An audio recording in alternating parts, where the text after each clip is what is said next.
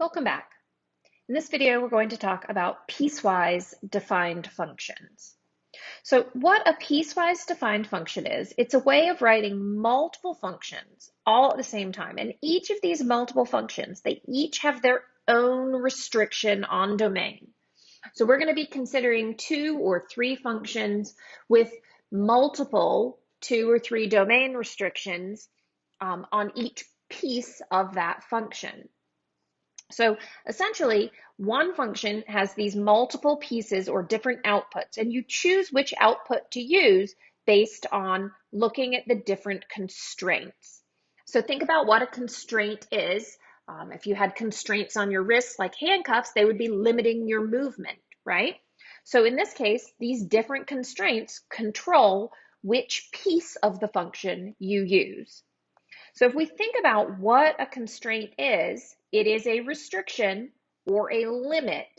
And in mathematics, the constraint limits or restricts the domain. Remember, the domain are the set of possible x values or inputs.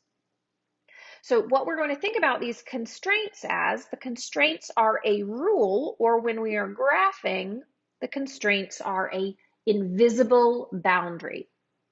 Essentially, what you want to be thinking of is that each piece of the function, each of these multiple pieces, will each have their own domain.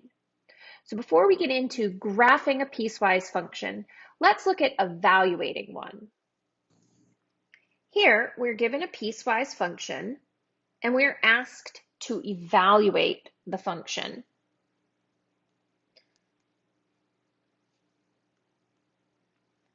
These 3 items here, these are our constraints. So we have a certain region where the x values are allowed to be less than 3. We have a certain region where the x values are greater than or equal to -3 as well as less than 9. And then we have a certain region where the x values are allowed to be greater than or equal to 9. So we look at those constraints. How many pieces do we have here? We have 1, 2, 3 pieces, and each of those 3 pieces have their own constraint. So evaluating a piecewise function, if we're asked to evaluate, if we're asked to find, for example, A here, f of -9, that means we need to input. This means let x equal -9. And so if x equals -9, which piece will we be choosing? So is -9 greater than +9? No. Is -9 between -3 and 9? No. -9 is less than -3. That indicates we're going to use this first piece, f of x equals x plus 1. So in this situation, f of -9, that is -9 plus 1, or -8. We have an output here of x equals -8. All right, how about f of x, or I'm sorry, f of -3? If we are plugging in x equals -3. Now, can we plug x equals -3 into this first piece? The answer is no. So here we'd have to plug -3. It only works in the middle piece. And I've kind of covered that up there, but the middle piece says that f of x is equal to 5. So we've got the function f of x equals 5. And that means f of -3 equals 5.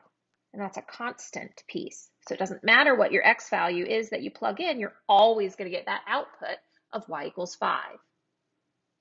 All right, so the main thing, again, that you want to consider or remember is that you are always looking at these constraints, because the constraints are your rules and they let you know where you can plug a number in. All right, so now that we understand kind of what the constraints do, how they limit our domain, let's look at graphing a 2-piece piecewise function. So again, now that we have looked at evaluating a piecewise function, Let's look at graphing a piecewise function. You'll notice that this function has two pieces.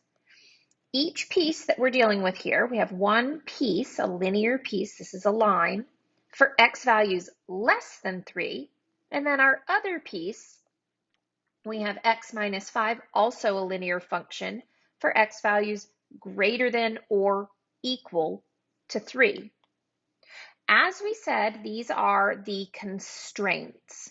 They limit the values that we can plug in, and they also will create a boundary on the graph.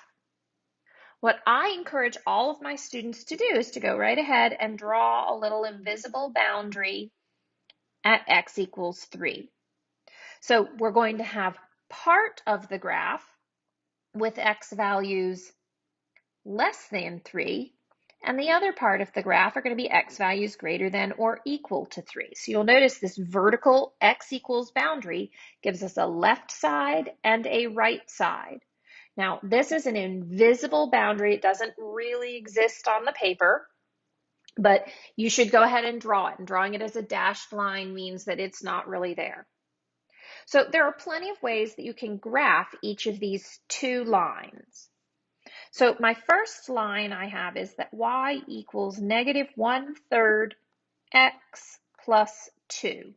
And my rule for that is that all of my x's have to be less than 3.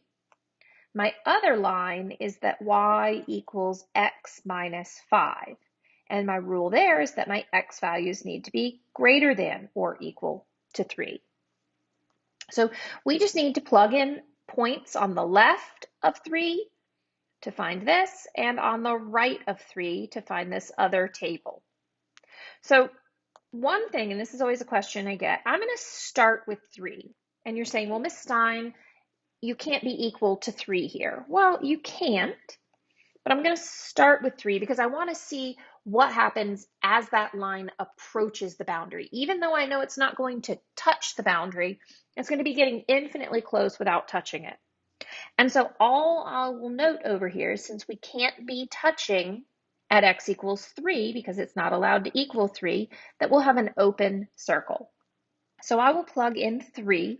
Negative 1/3 times 3 is negative 1 plus 2 gives me positive 1. At this point, I'm going to plug in another value that's less than 3. I could plug in 2, I could plug in 1, I could plug in 0. What I notice is I have that denominator of 3. So my less than values, I want to make sure that they're all multiples of 3. So I might choose 0 and negative 3. If I plug in 0, I get out positive 2.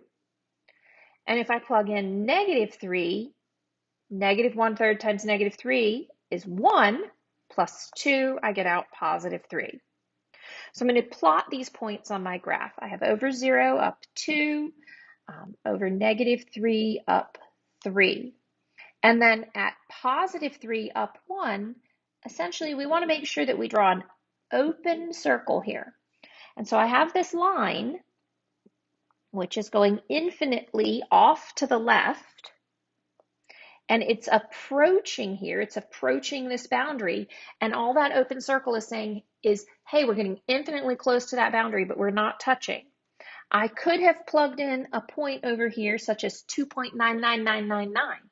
And if I had started with the first less than value I thought of, a lot of students I would expect to maybe start with 2, I might be leaving a gap in or a gap out in here. So what I'm saying is that sometimes students will start and they'll go, oh, okay, well, I'm going to start with 2 and draw it like this. But what we can see is that, see, there's a gap here between 2 and 3, and there are infinite points in there that we have just left out. Right, so just revisiting that, we have an open circle on the boundary at 3, 1, and then we've got our other 2 points right here, and we draw a nice smooth line. All right, so looking at my other piece to graph that, that's all going to be on the right side of this line, x equals 3. So I'm going to start with 3, and I'm going to choose greater values because this says x is greater than or equal to 3. So I've got 3, 4, 5. At x equals 3, plugging 3 in, 3 minus 5, that gives me negative 2. 4 minus 5, negative 1, and 5 minus 5 is 0. So because at x equals 3, we can equal, we know we will draw that with a closed or solid dot on the boundary. So I have 3, negative 2, 4, negative 1, and 5, 0, drawing my line through all of those. This is my final piecewise function graph. And the last piece I like to add to this is let's talk about stating the domain and range, because domain and range is going to be prevalent all semester. So if we think about domain, what are the set of possible x values? Well, we have negative infinity to 3. It looks like we can't include 3, but if you notice down here, 3 is included. So we don't have to leave out 3 because we have a open and then a solid dot, and that solid trumps the open. Now, if they were both open, if we'd had an open circle, this was not equal to, we'd have to leave that point out. But in this case, my domain is going to be all real numbers. Thinking about my range is the set of possible y values. So what is my least y value here? The lowest y value is occurring at y equals negative 2. Can we touch at y equals negative 2? The answer is yes, so we use a squared off bracket. And as we talk about this least to greatest on the y, we'd be traveling up. And it does appear the graph goes up forever. We do again have an open circle at y equals positive 1. But even though I didn't draw this as a really big solid circle, it is defined. It is a defined point, which means that, again, solid trumps open. And so this would go to positive infinity. So those would be my domain and range if I were asked to determine them. All right, so that is it for this problem. That's a good understanding of how we graph a piecewise function. This was a piecewise function with, of course, 2 pieces. As always, feel free to reach out if you have questions or concerns. I'd love to help.